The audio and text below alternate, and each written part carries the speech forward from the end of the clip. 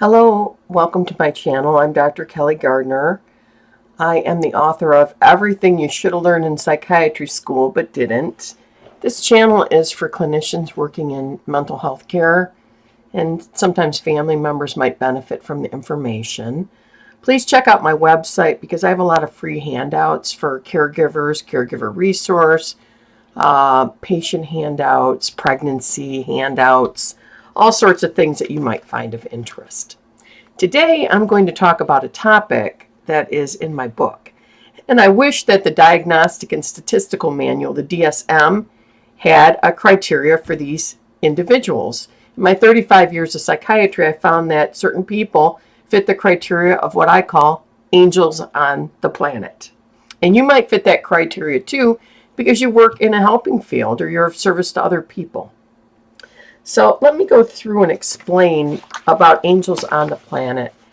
Some of their symptoms or characteristics are as follows.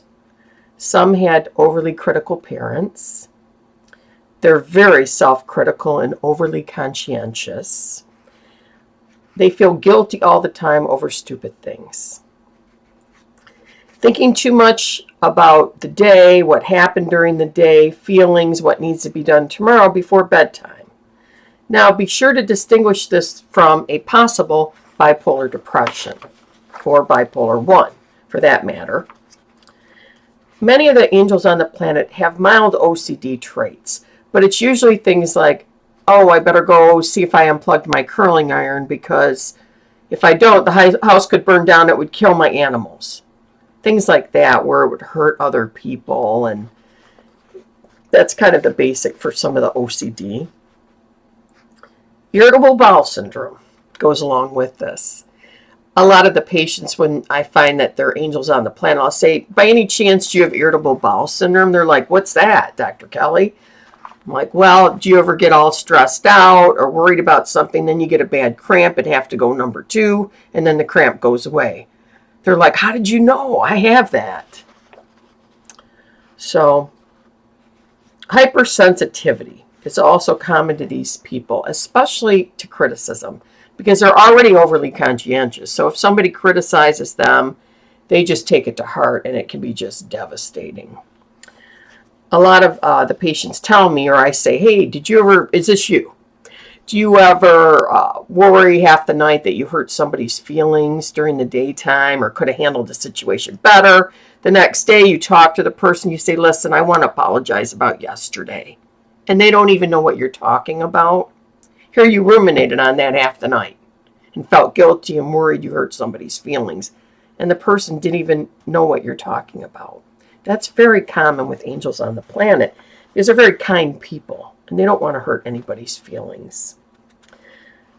Some angels on the planet do a lot for other people, and they neglect themselves because they were taught that you have to give, and never expect anything in return.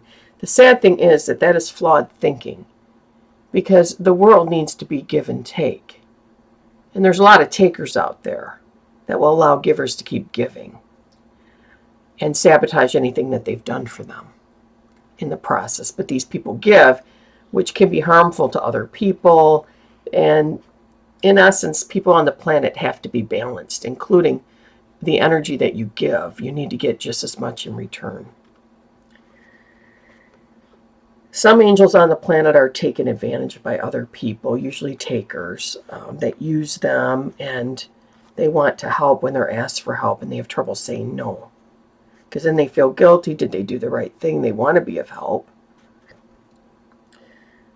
A lot of angels on the planet also feel that they're never good enough, that things that they did during the day wasn't good enough. They could have done more. I'm not saying that everybody has every single one of these, but if it resonates with you or some patients that you meet, I recommend Lexapro, which is S-citalopram, 10 milligrams daily. What it does is it softens the OCD. It helps with the irritable bowel syndrome. Because remember, back in school, there's serotonin receptors in your intestine and your brain. So it can soften the OCD, get rid of or decrease irritable bowel syndrome. stops the ruminations at bedtime. It's not excessive thinking like a bipolar 2. It's more that they just worry about things. This will calm that down. So you don't sweat the small stuff is what I tell my patients. Get on this, give it about a week to kick in. The OCD things will gradually fade. It's not overnight, but once you're on the pill, you have to work to stop it. Do not go back and say, I know I unplugged the curling iron, I always do, and don't go back. So you have to start doing your part now that your brain chemistry is being regulated and being healed. Overall, some angels on the planet also have bipolar depression, or they can have other coexisting conditions. You always have to treat that first and foremost, so the medication would be different. I'm just giving you kind of an example. Now, what do angels on the planet need? The first thing I highly recommend is that they get into therapy to understand a balance and the importance for balance and the importance of setting limits with other people. And most importantly, Dr. Elizabeth Kuperman, Kupferman, Elizabeth, she's an LPC, and she has a website called Advanced Bitches. And it's a wonderful website. She has some great information. She has some information and handouts on caregiving versus caretaking. And that is phenomenal. I usually give my patients that handout. And they really have to think again. And if you're a therapist, you might want to think of sharing that with your patients as well. For men, sometimes I found some men that get in with bad women that need their help or rescuing. I call it the white knight syndrome.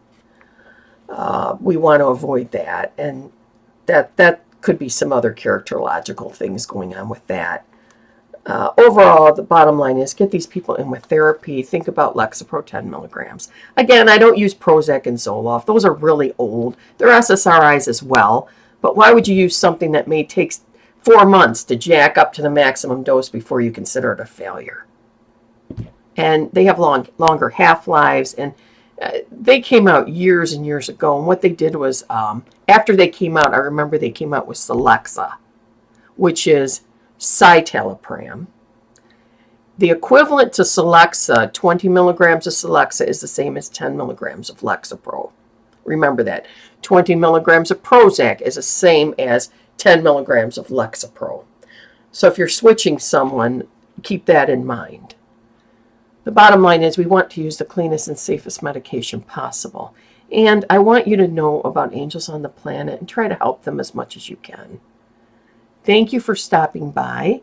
Please check out my website that has a lot of free handouts and helpful information. You can also download my book if you want, or you can order it through the publisher on my website. There's a link there. And I hope you found this of help. Thank you. Bye.